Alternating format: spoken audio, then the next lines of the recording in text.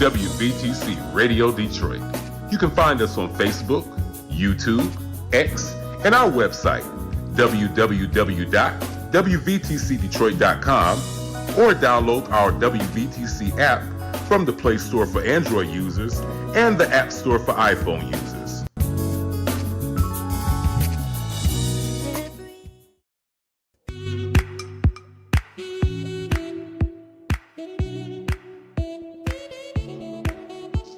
Thank you for tuning to WVTC Radio Detroit and the Community Bell Show with your host, former Wayne County Commissioner, Edna Bell.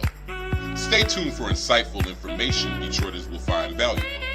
Text a friend and tell them to watch with you for news you can use. And now, your host, Edna Bell.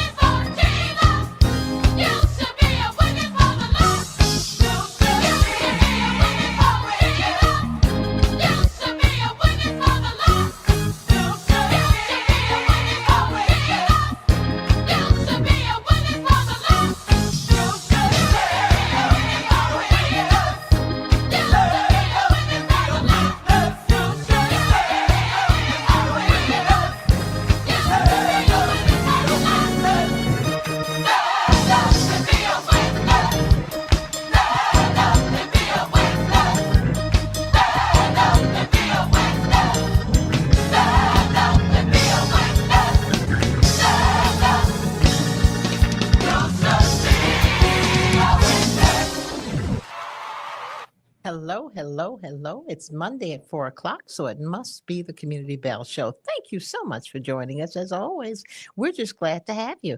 The week after Thanksgiving, and I know everyone had big fun for those who went out of town to visit relatives and do all sorts of other things. We're glad you came back home safely. And for those of us who stayed and ate and ate and ate and ate some more, we probably should have gone out of town, so we would not have eaten so much, but it was a great day. I'm so glad we were blessed enough to be with family and friends, and to be blessed to be able to say Happy Thanksgiving to those of us who stayed home. But we appreciate you coming to see us again on this Monday at 4 o'clock. As always, Community Bell Show, 4 o'clock, award-winning WVTC Radio, stellar award-winning station. We like to say that because we're so good. But thank you for joining us. We have a very special guest with us today, and you've seen her before, but we like to bring her back periodically just so she can update us on what's going on in our wonderful DPS, Detroit Public School System. Uh, Welcome, President of Detroit Public School Board, Angelique Peterson-Mayberry. Hello, Miss Thank Edna. you. How are you? Wonderful. Thank you so much for joining us. Thank you for having me back. Always good to have because there's always something going on in our school system, and I just like people to know what's going on. Lots and lots of stuff. But the first thing is the Proposition S that just passed. Talk about that so people know really, because I think people think they know, but some people just really don't know what it was. So tell them what it was. I mean, I'm really excited about what our residents from Detroit actually came out and did. And what they did was they spoke loudly with their vote. And they supported Prop S. And so, and you know better than anyone, but if we go back to 2016, when we had our EMs and a elected school board that wasn't empowered. And, at that time, in order to start this new school district, there was debt from the old school district. And like many of the listeners, including myself, when you live in the city of Detroit and you get that tax bill and you see DPS and you feel very excited about, oh, I'm paying towards my taxes are going towards the operations of our school district. Help taking care of our children. Nothing could be further from the truth. Exactly. Not at all. Yes. So that what you pay on your taxes goes towards the legacy debt. And isn't that so? See, as far as I'm concerned, the state should have taken care of it. And they can still do it. They have enough money saved in the rainy day fund that they can just eliminate that debt. And they did it. It wasn't something that DPS district did. The state was responsible for that. Correct. We can go back to 2000 when we had the bond deal that the state didn't do as they were supposed to. I'm trying to be nice here. I know. We had the gospel music playing before we came on. I gotta try to be gospel here. Didn't do exactly what they should have done. Correct. And left the district in such debt because of an emergency manager. Everybody, EM means emergency manager. Correct. Means somebody who's running the district who doesn't live here, doesn't really care about here. And they're appointed. And they are appointed by somebody who also doesn't care a whole lot about what goes on in our DPS and our children. So, those people were sent here to do a job, and they did the job. They were sent here, and that was to destroy the Correct. Detroit They did public it and school did it system. well. And they destroyed it. They did their job well. They did their job well. Yes. And so, what else happened at that time is the school district was prevented from coming to our citizens and asking for bonds. Yes. And so we had the 18 mills and we had the 13 mills. And so what Prop S said was, to our residents, we would like to pay this debt, even though we did not initiate the debt, it wasn't ours, but we want to pay this debt off sooner so that we can move forward. And so astounding, over 50%. I think it was closer to 80%, 70% people came out and said, and we had this very aggressive campaign because what we wanted people to know is if we were able to get Prop S passed, then we can do some of these other things in the school district, like other school districts. Yes. We like to be unique and different, but not in this way. Not in this way, because in other school districts, they receive their tax dollars into their district and they can put it in the general fund. And so it can go towards anything. It could go towards salaries and buildings. It could go towards anything. Yes. Our funds are very restricted because in addition to the tobacco settlement dollars that we're getting, and it's funny because Mama Edna, I'll hear people say, well, you guys are getting the lottery dollars. It's like everybody's getting a lottery dollars. We're the only ones getting them. And we still aren't getting what they said we were going to get. So just let me put that on the board. Correct. And the equation is there's already an equation for that. So it's not like we're getting extra dollars. So the citizens came out and they said, yes, Prop S, yes. So there was still 13 mills. And so now we find ourselves in a position, and I know the listeners who are savvy enough, they've read the news and they've seen maybe some op-eds now about what does that look like now that we will be able to be responsible enough and pay that debt back. We're looking at about March. So that's amazing. But what we're having very tough conversations about right now is that the state is saying, okay, So now that that is paid off, then now we're going to go ahead and now you can go ahead and just start receiving dollars again. But then it takes them off the hook for what they should be giving us for the funding. So that's kind of where we are. I know. Yes. That's why I wanted to have this conversation, because I don't think people really understand what happened. They think they voted that money in, and boy, there's going to be a whole lot more money coming to the school system, and they're going to be able to do all these kinds of wonderful things. And it just isn't true. They won't be able to do all those wonderful things you think they're going to be able to do. We've had to, and you know, there are benchmark cases like in Inkster, but we've had to seek legal advice because the lines are very blurred, and they're so blurred to the point that if we find ourselves in front of a judge, then they will at least give us direction in terms of what is legal and what is not as it relates to that. So again, you know, thanks to the residents of Detroit, because I think we all know that we have over 50,000 students in the school district, you know, and I say that because whether you have a child physically in the school district or not, you are in the village. If you are watching this and the sound of our voices, or if you live in the city of Detroit, those are our children. Those are our children, and they deserve for us to stand up and do what is right for them. Yes. And so we'll continue to do that, and we'll fight until that's done. Absolutely. And as you talk about the children, and those are our children, let's talk about, I think, one of those items that is just important, near to my heart, the absenteeism rate. And I know it's a major agenda item for the school board and the superintendent. Correct. And I want us to be able to find ways to reduce that. But one of the things that gets me is that the attendance agents, instead of doing attendance work, are doing lunchroom duty. Something's wrong with that. Something is wrong with that. And, you know, I'm a product of Detroit Public Schools. Yes. I graduated 32 years ago from Martin Luther King. And I remember, I know. That baby. I know, right? So I feel like I know that we had attendance agents even then. And there was a certain fear. You know, I remember 3200 East Lafayette. If we went and left the school and went to lunch at the Coney Island across Jefferson, you know, it's a no-no. And we were very fearful. And so I feel like now what's happening is that the responsibility of attending school oftentimes lies with the students. And I'm 50 years old, and it was never my decision if I was going to go to school or not. I just couldn't make that decision. No, somewhere the parents got to step in here and say, okay, this is Monday at 8:00. You need to be on your way to school. You should be in school. Not there yet. You should be in school. And this is also Monday at 2:30. You should still be there. Correct. and you know, and that's funny that you say that, because I do feel like, as I talk about that village, we know that we have parents who are leaving for work before their children are leaving for school. They're working multiple jobs. So we don't want people to be so naive and think that parents are just sitting back and allowing students to stay home.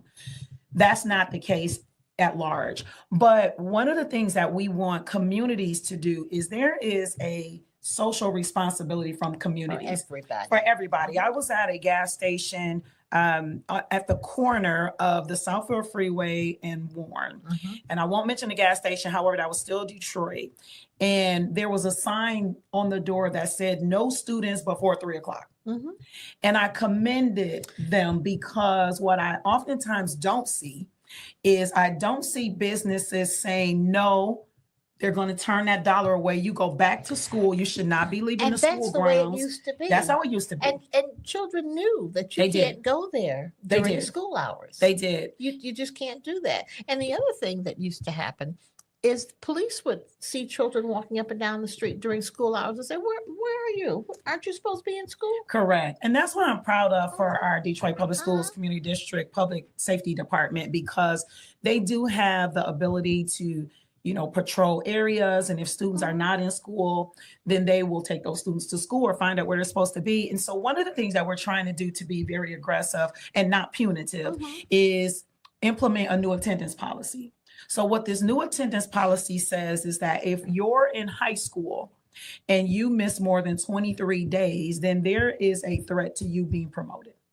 Now, we know that there are instances and cases where things will come into play. And so we don't want people to think, if illness is an issue or if there's issues like that, then we will deal with those on individual basis. But if you're in K-8, that number is 43. So 45, I'm sorry, 45. So what we're saying is if you miss that many days, you're already risking the ability to be promoted because academically you are in a school year. It's still very lenient, but we have students so to be chronically absent is 18 days or more in a school year. And we have students who unfortunately find themselves in that space within the first couple of months of school. Yes, and that's what's amazing. You're 2 months in, which means that's 40 days. And you missed half of it already. You're never going to be able to catch up. It's extremely difficult to catch up. And so, this is something that we're trying to be aggressive about. We know that clergy has wrapped their arms around us. There's a lot of groups, stakeholder groups who are saying, how can we help? Yes. And so we want people to know, one, whether you have whatever platform you have, whether it's in the business community, the block club, or the pulpit, you have to talk about the importance of young people going to school. It's unacceptable for young people. My grandmother used to say, an idle mind is a devil's workshop, right? Yes. And so we think about when students aren't in school and parents are at work or parents aren't home, things happen. What are they doing? Things can happen. And so if they are in our care, at least we can protect them for the period of time that we have them in our care. But if they're not in our care, it's extremely hard to do that. Yes. The other thing that it does is it puts students at a risk of dropping out. Yes. So because they'll get so far behind academically that it becomes extremely difficult for them to catch up. Yes. So we have all of these support systems in place, like Edgenuity, we have tutoring, but at the end of the day, you can't learn if you aren't there. Exactly. And now we have virtual schools. So if that's the platform that you choose, that your family chooses, that's one thing. But when you enroll in school in a brick and mortar to be in school, we want you to be in there. school. You need to be there. And as you said, it's the parent's responsibility to make sure that child is in school. And I recognize that parents are having a tough time in terms of having to work 2 jobs and different shifts. And I recognize that. But your first responsibility is that young person. And so whatever you need to do to get that young person to school is your responsibility. Now, if you are neglecting that responsibility to a point where this child is out of school for 40 days, then something has to happen to you as a parent. Correct. And we have to, and as much as we don't want to be punitive, there may be some punitive steps that need to be taken for the person who's responsible for that young person. And that does happen in some school districts. I have friends who are in other school districts and they work very closely with their prosecutor office. Yes. And so that is a conversation that I know that the resources are spread thin in the city of Detroit as it relates to that. But I feel like that we've got to do a better job of holding people accountable to the fact that students are just not in school. Exactly. They cannot not be there. They just can't. Safety issues for them, Absolutely. Safety issues for the community, Yes. and safety issues in terms of how they're going to live the rest of their lives. Absolutely. Because if they can't read. And we want them to be successful, right? And significant and feel good about themselves, be major contributors to society, whatever that looks like for them. And it's very difficult for us to even do the holistic approach to educating our young people if we don't have them in our care. We need them in our care. We need them in our care. Yes. And so I get back to the point. If absenteeism is the number one issue, why do we have the persons who are supposed to make sure they're in school doing things like lunchroom duty? That is just a waste of good people's time and efforts. I think there is an opportunity definitely for our attendance agents to be solely doing attendance agent duties, right? If that's priority. If that's priority. So a lot of times what we've seen, and we've seen cases, and I know media has lifted up individuals who are doing an amazing job with attendance as the agents. They're going to the homes and, and so we have those scenarios as well. And oftentimes, once the young people are in school, then what? And so you'll find an attendance agent who'll say, yeah, I'll do lunchroom duty, I'll do playground duty, I'll do those things. But their number one goal should be making sure students are in school. But I'm understanding that they're not saying I'll do it. They're being mandated. They're being told to do it. And that's the piece that bothers me. I don't dispute that one bit, Mama Edna. I don't dispute it one bit. They're being mandated to do it. and I just think we need to find a way to have them do what it is they're supposed to do, if in fact that's a priority. Correct. Because it makes it appear as though it really isn't a priority. We're just saying it's a priority. Correct. But it really isn't, because we're not putting all the effort into having them do the job they're supposed to do. Correct. And Lord knows that our babies need to be in school. They do. And they need to know that there's somebody there who's going to make sure that they follow up on them. If Johnny says, yes, Miss Jones, I had this problem and now I'm okay and I'm going to be in school, then Miss Jones is going to follow up and make sure you're in school, Johnny. And if Johnny isn't doing that, then Miss Jones' mother, Johnny's mother, needs to have a contact. Needs to have a conversation. And I'll even say to that point, so you're 100% correct. And I'll say to that point as well, we have a really good system in place when your child isn't present. So there's robocalls, people are coming to the home and things of that nature. So what I would just encourage the community, the families to do is just receive that help. Receive that help. We really don't know what's going on at home if you don't share. So we need to know, is everything okay? We had a campaign called Are You Okay? And I remember going door to door and knocking on homes, asking families if they were just okay. And some of the families were not as welcoming for us to be there, and others were. And they said, you know what? I've never seen resources like this for me, but I do have challenges. And so when they were able to identify what those challenges were, we were able to meet them where they are with that. So, we've got to be in a space where if we need the help, then ask for the help, or allow the help to come to you and not feel like that is punitive all the time. And the other piece is sometimes people don't want to admit. Correct. The pride gets in the way, and I understand that.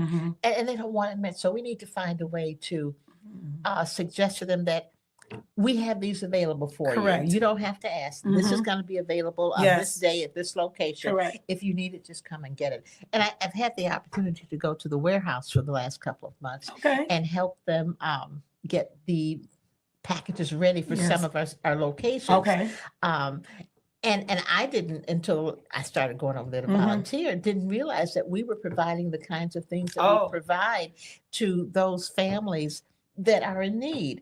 And so I just don't know if they all know that. So that's another campaign that needs to be out there, to know that we're providing food for your pets, dog food and cat food and personal uniforms, items, hygiene items. We're helping sometimes with utilities, and those water, and you're right. And so and there were, I think, 7 locations that are the primary locations. The health hubs. Yes, and they can go to those places and get the kinds of things they need. Personal care, beard stuff for the beard. Grooming tools, hair shampoo, and just those basic things that will make people feel good about themselves.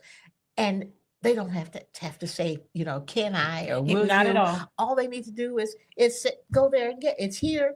Come on and get it. And I think that's a great point that you lift up, because even during COVID, we fed millions of families, and oftentimes people would be too proud to even say that they needed the support. And so closed mouths don't get fed. Exactly. And there's no way that we know what you need if you don't identify those health hubs that you talked about. Those are multi-million-dollar projects with our stakeholders. And in those health hubs, in addition to all the amenities that you mentioned, there's the opportunity to get assistance on utilities and expungement and hygiene items. And it's just amazing to me. Now we've had thousands of people come through the health hubs, and there's one in every part of the city. They can go to www.detroitk12.org, detroitk12.org, and that will give you the locations of the health hubs.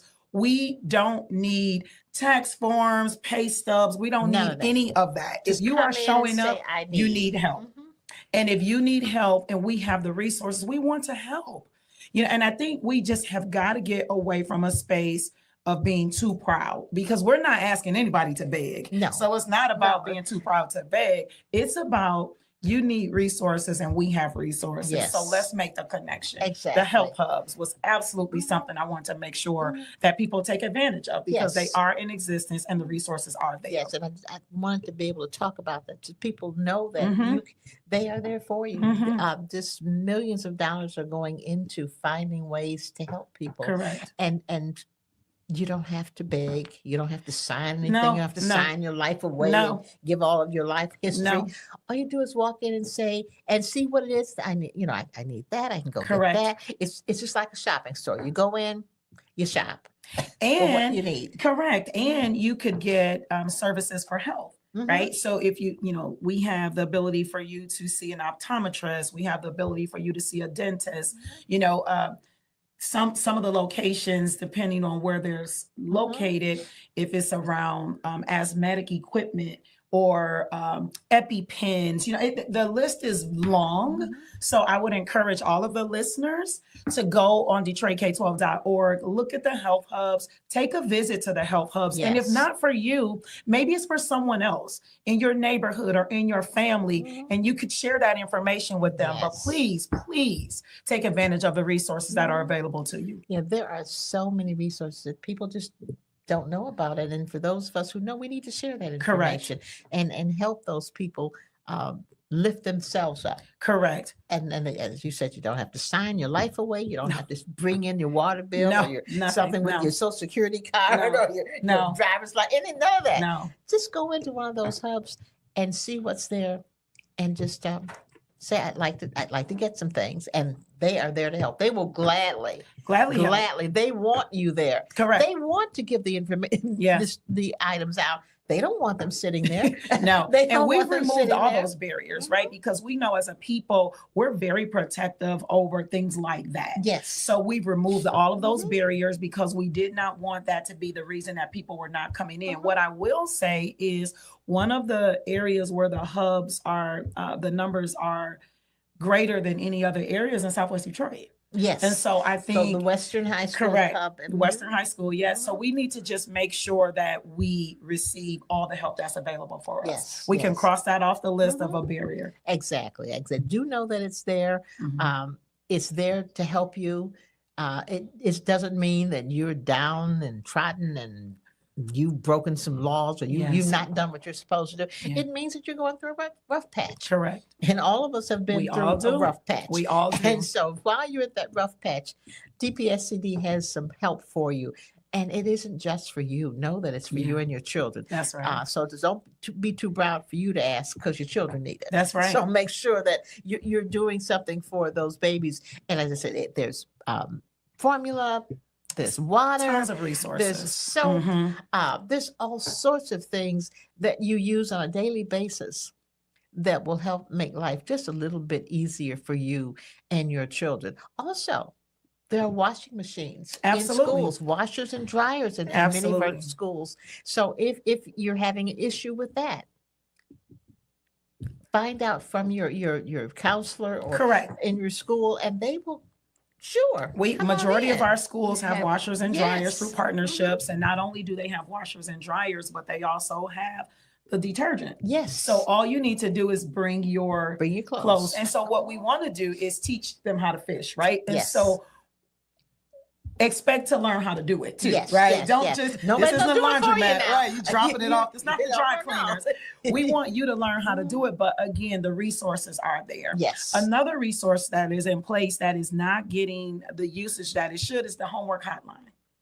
So if they go to the website, they will find the homework hotline, but the homework hotline is available so that, oftentimes as parents, we may be a bit removed from, we know how to get the answer, but listen, I have a 6-year-old niece who it's like, the answer is this. No, I can't do it like that. This is new math and I have to do it this way. And so there are professionals at the other end of the hotline, and it is open Monday through Thursday until like 8 o'clock at night. but we're not taking advantage of it. And so versus you getting frustrated and, not, then your young person isn't doing their homework because they're frustrated as well. Utilize the homework hotline. It was something that we started right around COVID. Yes. And of course, it got a lot of usage then, but people are still on the other end. And we oftentimes hear that people aren't taking advantage of the homework hotline. And how do they get to the homework hotline? So I'm going to get the phone number, but if they go on the website, they definitely can get the homework hotline number, but I will have that number for you in a few minutes. Okay. Oh, okay. We're going to get it. Yes. So that's just another amenity, some more resources that are available that they're not using. Even in the schools, we have closets, uniform closets. So what we don't want, again, we're constantly trying to eliminate barriers. Yes. So we don't want families to feel that if their children don't have the uniform specified for the school, then they can't come to school. We have uniforms at the schools. And so all they have to do is say what they need. I've been to schools, we've handed out uniforms. I've seen the uniform closet. So it's not something that I'm being told. It's something I've seen. Yes, I've seen it also. So let that not be the reason either that our young people, whatever the reason is, let us know. And they'll fix it. We will get. They will do everything they can. Correct. To make it easier for you to succeed. We've got to do that. We've got to do that. And so, oftentimes I hear if I had just known, right? So we're informing people. Yes. And we want them to be informed. And we won't, there's not a press conference for everything. We did one around the health hubs with our partners so that people understood. But I will just say, I think people look for information that they want to find. They find stuff and it's like, well, where'd you get that from? And so if I'm in a space of need, then I'm going to be put a bit more attention into trying to find what resources are available. So I will just encourage our, your listeners, your audience, they're so very savvy. So I just would encourage them to look because it's there. And I see the homework hotline is on the screen. I love it. What an amazing staff here in the building. I love it. Yes, we got to give it up for Miss Sandy Rose. Miss Sandy. Owner and operator of WVTC Radio. I love it. Stellar Award winning. Stellar Award winning. We cannot say it without saying Stellar Award. That's a big deal. That's a really big deal. Mom, and another thing that we're trying to do, and so a lot of the followers, they know about the literacy lawsuit that we received. Yes. Over $90 million. And so what is it that we were doing with that? So in addition to trying to close the literacy gap around bringing in AIs, which are academic interventionists. So they were at schools already, but we magnify the number of people that were there to do that. And these are people who have small group opportunities to teach young people how to read. And we kicked off a new tutoring program. And so we've gotten a little bit of strife from some about this tutoring program because what we realized is it's a paid tutoring program, paid even for the students, but they have to come every day. And so it's 1 hour, Monday through Thursday after school. They have to come every day. It's about a total of 20 weeks. And at the end of the 20 weeks, they receive a stipend, a nice stipend, might I add. And so what young people have said is I was going to do tutoring anyway, but now I'm getting paid. And so there was a young man over at Martin Luther King who was a wrestler. And he said that for him, he had to make a decision because he needed some assistance. So do I go to tutoring or do I go to wrestling practice? And what he decided was, I'm going to go to tutoring because in addition to me closing the gap for me as it relates to literacy, I also get an opportunity to put some dollars in my pocket, provided I'm there every day for the full 20 weeks. So I wanted to lift that up as well. We do pay. So we have our educators who are on the other end of the tutoring for that. We have our Let's Read program, and we are compensating those who have volunteered to teach phonics and literacy around Let's Read. So there's a variety of ways, just trying to be a bit more creative. I mean, we could say what people are supposed to do, but what we're seeing is that's not what's happening. And we need to help them. We need to help them. A little bit we of need help. To help them. We need a little bit of help. We need to help just a little bit of help. Yes. We need to do whatever it takes. Whatever it takes. To get our young people to a place where they're going to be successful. Absolutely. We have an obligation that when they leave DPSCD, yes, at the end of their 12th grade year, whatever the next step is, I'm not so naive to think that college is the next step for everyone. And I think we've got to have a very reflective moment with ourselves and stop asking young people, well, where are you going to college after high school? Because what are you going to do after high school? That's it. My question has always been, what's next after high school? And oftentimes I'll hear college, but I'll often hear military. I'll hear entrepreneurship. I'll hear the job force. I'll hear skilled trades, and so whatever that is, we at least want them to be significant contributors to their next chapter, whatever that looks like. And so we have an obligation while they're with us to do all that we can. Absolutely. Absolutely. And it just makes such a difference, not only for them, but for our entire community. Because when the young people see this group of people doing well, they're going to want to do well. And hopefully that will just transcend all the areas, and young people will say, wow, I guess I better do A, B, C, and D, because I want to do what they're doing. I want to do what they're doing. And, I attended I do a lot of graduations at the end of the year, and it's probably one of my favorite times of the year because the beginning of the year, you're looking into some of these faces and you see one thing. And the end of the year, I'm so optimistic about the next step for them. And one of the schools that I attended this year was the adult ed. And so adult education, and I'm bringing this up because what I want the listeners to understand is maybe you went into a space where you didn't complete high school. And so it's not too late for you either, because this young queen that graduated this year, she was 70. She was 70. And when they called her name, her family was in the audience. And I just heard her son say, that's my mama, And so those very proud moments, whether it's a goal for yourself or being in a space where you can change the trajectory of your family, I think you need to know that we have those resources available too. So even if you're past that traditional high school age, we have opportunities for you to attend adult education as well and get your certification as well. That is great. Now, speaking of adult ed, where do they have adult ed classes? Because it used to be Hickabotham used to be the place for seeing how far back that goes. That used to be the adult ed location. Okay. Where is the adult? So there's an east and a west. If you go to the website, the west side location is on is east of the Southfield Freeway, west of Greenfield, east of Puritan, north of Puritan, west of 6 Mile. So the school, and I'm trying to remember the name of the school of what it was called back in the day, but it is Adult Ed West. We have Adult Ed East and Adult Ed West. Okay. So individuals can go to those locations and they can receive the services. Now, is it only during the day or is it an evening and day? No, it's evening as well. Good. Okay. Evening as well, because for some people, they may have a job that they're working in the daytime and they want to pursue education in the evening. So we want to make sure that that's available to them as well. Great. Two locations, East and West. Yes. Okay. I think it's being looked up. DetroitK12.org. Go to schools and go down to adult, and you'll see adult East and adult West. So we want to make sure that. And I do have to congratulate. I must say it. I need to congratulate Cass Tech's football team. That was my next question. Okay, Division I state champs football team. Let's go, Technicians. Yes, excited.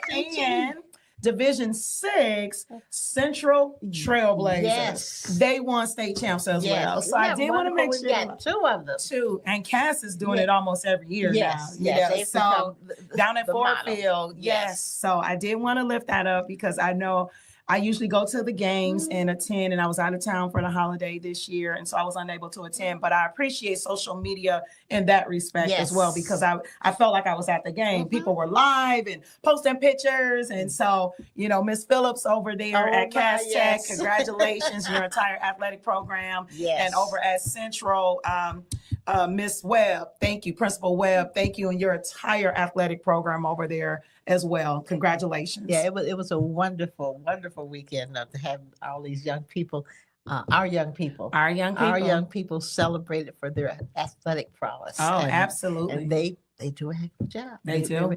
And the nice part is it's not only athletics. They do it academically also. Oh my goodness. I mean, I've attended these last couple of months. the robotic competitions, Yes. STEM and STEAM, and, even the chess programs. And so what I can appreciate is that there are students who are exercising the largest muscle we have, and that is the brain, the mind. And so understanding the importance of how, if you could navigate spaces there, then those are the same skills that you need in life, no matter what field you go into. So, everybody has to come before a teacher. So again, shout out to our amazing teachers and all of our staff. We're real proud that we had a multi-year contract this year. We're real proud about that. Really something that we don't have to worry about a contract every Not for year. 2 years. Yes, that's a blessing. It's a blessing. Because I don't know that people really recognize how difficult that goes is. into negotiating a contract for the number of teachers and other employees that we have. We have like 9 unions. That is a huge feat to be able to gravitate all of that. Yeah, Kudos. really excited about the work that those who sit at the table, what they're able to walk away with, and I know there's some give and take on the district side and on the union side, but really proud when we walk away from that table, because we know that we just don't have, there's no dollar amount, I think, that we could provide to our staff in the district. They are doing a yeoman's job. Yes. And sometimes even with our staff, we feel it when they're not there. Yes. We feel it when they're not there. And that's everyone. Even from all the way from the custodial staff, all the way, you feel it when they're not there. And so one of the things that we're trying to do is really work on the culture and the inclusion aspect to where people feel respected. Absolutely. No matter where they are. Oftentimes talk about my journey, and very proud of the fact that, 29 years with Ford Motor Company, but I came in housekeeping. And when I came in housekeeping, I was very proud of that moment as well, because I got paid really well to do some of those things, but every Friday I'm like, okay, but now, to be a manager in global diversity, equity, inclusion, I've really been able to see several stages of the ecosystem, and I understand how important it is for everybody in that system to feel valued and respected. So that's work that we've done some work. But we have a lot of work to do in the district in that space, so that everybody who walks through the door feels valued and respected. And that's so important. And we just had a hello from John Johnson. John Johnson, my good Hello, buddy. hello, John Mr. Johnson. Thank you for tuning in. We appreciate you, John. Yes. I just saw him yesterday at matter of Fellowship Chapel's boutique, our Christmas celebration. And so We always appreciate good that. to We see appreciate that. Mr. Johnson. Yes. Always good to see him. Always good. Always good to see him. A major supporter for the district too. And I think that's the thing that people have to understand, is that we have stakeholders, and these tentacles with these stakeholders, they add value. Absolutely. And I would just say to the listeners too, even if you feel like I want to do something, but I'm not sure what I could do, you could go to your neighborhood school and volunteer. Yes. You do it. Yes. So Mama Edna does it. So she knows. And you could say, you know what, I only have 1 hour once a week or once a month. Whatever We're that going is. to take that 1 hour from you, because staff and students need to see you in the building, especially if you're a Black male. Yes. It's just something different about our Black having- men and our men of color and our young boys being able to see Black men in the school system. So, if you're in the sound of my voice, please find some time in your calendar to volunteer in our schools. And for those young people who are out there deciding what it is they want to do, think about being a teacher. If you're a young Black male, think about being a teacher, even if you're a medium-aged Black male. we take you too. We love you. We love to have you.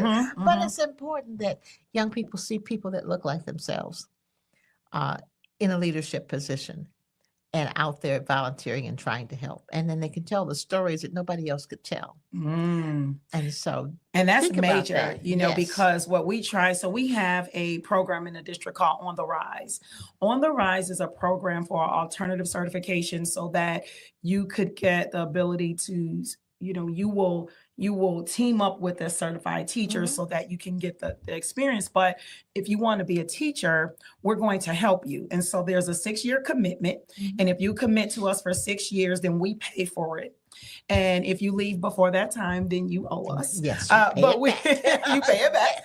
But the On the Rise program, we have people who come in and they think they want to work in one space, but ultimately they've always had this passion to be an educator. And so we're really excited about those who have, the cohorts, as they graduate, they're so excited about being able to serve in a different capacity. And so, I will lift that up. And then, all of our high schools have a Careers Academy. Yes. And so our school, called the School of Marygrove, that is our educators building. So those who are interested in education and becoming an educator, consider the School of Marygrove. Yes, it is a DPSCD school. I get that all the time. People think it's charter. They think it's private. It is not. It is DPSCD, and it is on the grounds of Marygrove College. So please take a look at that and see if that's something that's of interest to you. Absolutely. Absolutely. So many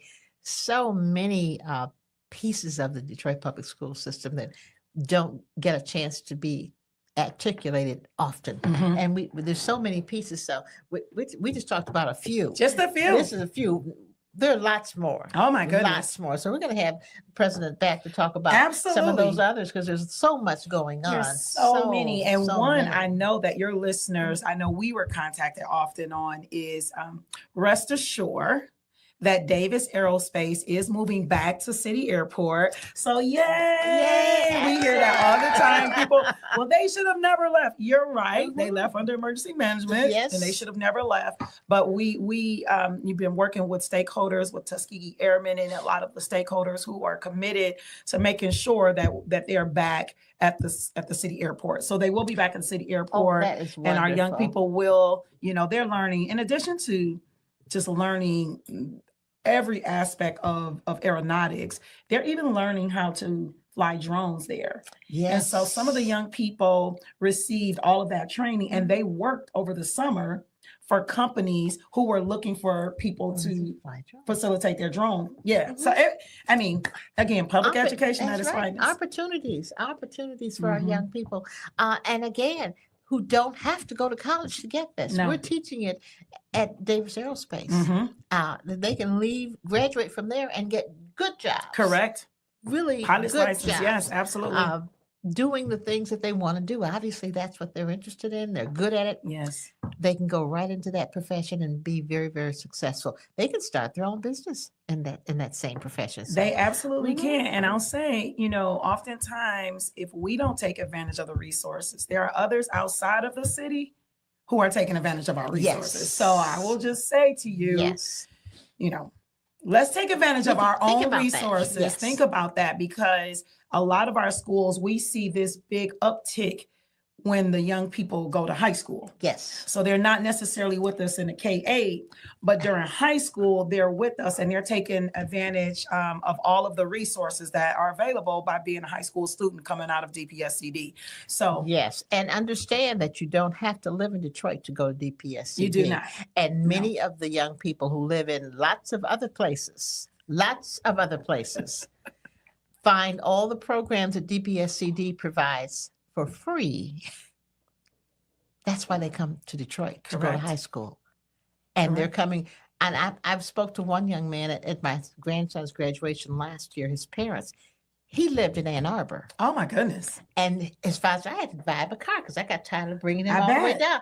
But he drove every day from Ann Arbor to Cass Tech. And went to school for free for college, didn't he? Free. I'm sure. Yes. And got scholarships. So Detroiters, stay home. You don't have to go to any other district. You don't have to go to a charter school. That's right. Stay home. We're outpacing the charter schools. I will say our last little, our most recent M-STEP scores, not only did we outpace the state, but the Council of Great City Schools, they conducted a research, 30 states, 8,000 large urban school districts, and we outpaced 82% of them. So we're doing some really good things in DPS. Going on. So yes, stay home. Stay home. Take your spot. Don't let somebody come from someplace else and take the spot that you ought to have, and do the kinds of things that you should be doing to succeed. So stay home. Gee whiz. Time goes by. Where'd the time It go? goes by too fast. It goes by too Well, fast. I gotta come back. So you just gotta come back. You just have to come back and talk about some more of this good stuff that's going on in DPSCD. So thank you so much. Thank you for having me, really Mama. appreciate And you. you know, whenever you call, the answer is yes. I appreciate that. I Yes. appreciate that. But people just need to know and to get all of those rumors that they hear dispelled.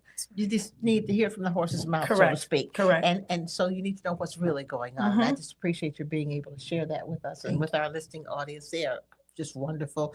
You know, our audience. Shirley Johnson, thank you so much for always tuning in. We appreciate you. We appreciate you. But we want our audience to be able to pass the word. Be informed, yes. And you know, we are a gospel radio station. So you know, church folk pass the word. Listen, Church stand folk up and talk. be a witness with a song today. Church, I heard it. that's right. Church folk That's pass right. the word We from do pass church the to word. church to church. So we say it here, it goes all over. That's right. So we would want people to know how appreciative we are of them listening and how thankful I am to having you. Thank you. So Thank everybody, you. we'll see you next Monday, Bye. 4:00. Community Bell Show. Thank you for joining us. I love teaching others because when I first got into the healthcare field, people overlooked me. I was really a 9th grade dropout who had no education, but I was determined to make something of myself for my baby. So Motor City matched the funds I put into my business. They awarded me $20,000. So now I'm able to focus solely on first step healthcare training and give it everything it needs. All because I live in Detroit.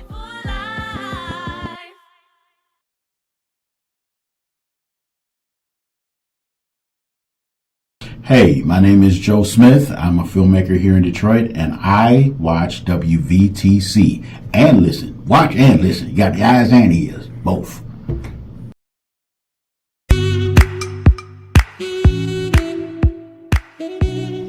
Thank you for listening to Community Bell with your host, former Wayne County Commissioner Edna Bell. This broadcast was brought to you by WVTC Radio Detroit. You can find us on Facebook, YouTube, our website, www.wvtcradio.com, or download our WVTC app from the Play Store for Android users and the App Store for iPhone users. If you've enjoyed this broadcast, tell a friend to tune in. We'll see you next Monday at 4 p.m. Eastern to the Community Bell Show, right here on WVTC Radio Detroit.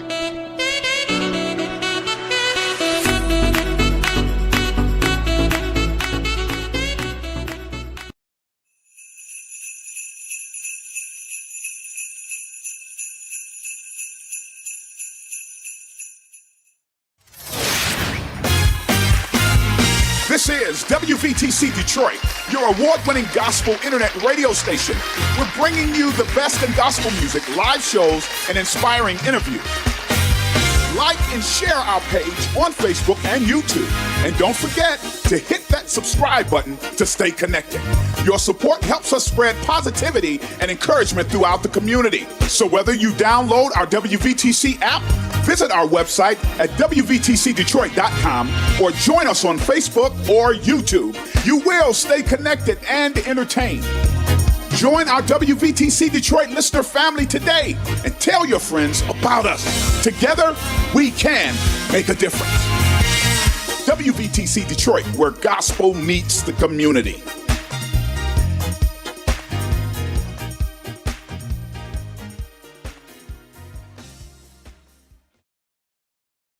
Go to your Apple or Google Play Store and download the WVTC Gospel Radio app today. You can also say, Alexa, play WVTC Radio Skills. Would you like to play WVTC Radio Network? Absolutely. Download it today. You're listening to WVTC Gospel Radio Detroit, and we're flowing in the Spirit.